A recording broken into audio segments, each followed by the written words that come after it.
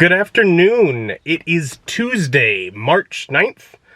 I have all these canvases in the backseat of my car, so first thing I'm doing today is heading over to Mom's to get those all dropped off. I don't know if I'm going to get everything put into that closet yet, but at least going to get it down there next to it, because I have to do some modifications on the closet before they'll all fit, but still going to get them over there so they're not just sitting in the car with temperature changes. Not the best for art. So I just got it here sitting on the side, and I got 3 of the 5 connections cut. But I'm just using a handsaw, and I think that the last one I might have to take the whole shelf out anyways, which is gonna be a lot of work. It's movie day. I want to get home to get a movie watched. So I've got a chunk of the work done. And I'll do the rest of it another day. I at least got stuff out of the car. So that's good. But yeah, so continuing to work on getting stuff over here from the house, which is progress. And still going to go home and watch a movie. What movie? I'll tell you what movie. I'm gonna watch Airplane 2, the sequel. I think I've seen this. I know I've seen it once. I think I've seen it twice, ever. Whereas Airplane I'd seen a dozen or so times. This one I've not watched much of. I think it's kind of a sci-fi, if I remember correct, but I'm not positive. I really can't remember much. But I'm gonna watch it, and I'll talk to you about it after watching it. And I'll remember it quite well right at that moment.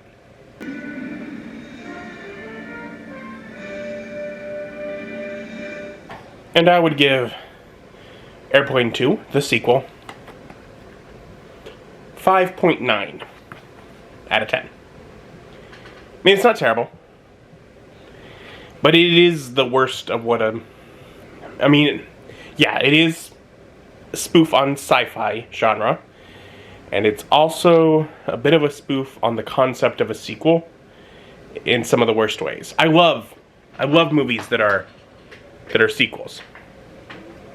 If you look at my collection of movies, I got a lot of sequels. Because I enjoy getting to know a character over a longer period of time. And whereas you get to know that character, they continue to develop. That's not the case for this one. It's a sequel because it repeats a lot of the same gags, identically as they were done in the last one. Or picking up from those gags. And as far as our characters, it basically starts it off by saying, hey, you know how the characters managed to work out their relationship last time? Well, since last time, things have pulled them back apart again, and now we're going to manage to work back into it. It's not like we're getting to now further develop their relationship. It's been ripped apart again in between the first and the second movie, and now they're just redoing the same thing over again, which is not what you want. You want to continue to develop the characters, not restart and develop the same thing again. From the back of the box... Oh yeah, there's a mad bomber on board. The first lunar shuttle is about to self-destruct, the engines are not working, and, worst of all, the flight crew discovers they are completely out of coffee. It's the high-flying lunacy of Airplane all over again as Robert Hayes and Julie Haggerty fly totally out of the ozone to recreate their hilarious original roles. The crew of crazies include Peter Graves, Lloyd Bridges, William Shatner, Chad Everett, Sonny Bono, Ramar Burr, and many others. Can Hayes save the day again without caffeine? Fasten your seatbelt for a ride you'll never forget. Airplane 2, the sequel. Yes, Sonny Bono of Sonny and Cher is a bomber. You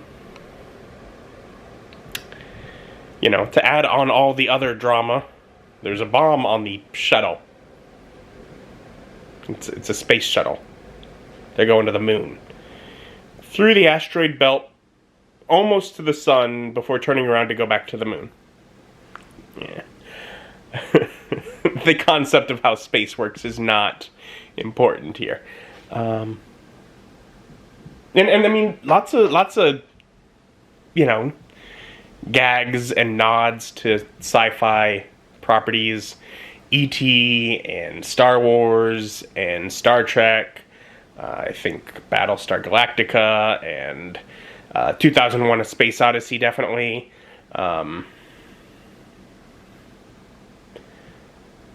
sure there are many others that I'm not remembering right at this moment. But yeah, lots of nods to different sci-fi properties and references and such. But yeah, it's the story that first, passenger lunar mission, so it's set up basically exactly like an airplane. And Stryker was a test pilot for the shuttle and said, it's not safe. The wiring's all wrong. Well, due to corporate, reasons, they had him framed as being crazy and put to an asylum, and they're moving on with it. As Elaine, with her new fiancé, which seems to have developed in the couple of weeks since Stryker was put in the asylum, I guess, are now going to be a part of this shuttle, but Stryker breaks out of the asylum and gets himself a ticket for that shuttle so that he could save the day yet again, and he does so when the computer goes crazy due to fires in the wiring and starts killing off the crew. They're able to go manual and be talked down by ground control and eventually William Shatner at the lunar base, Alpha Beta.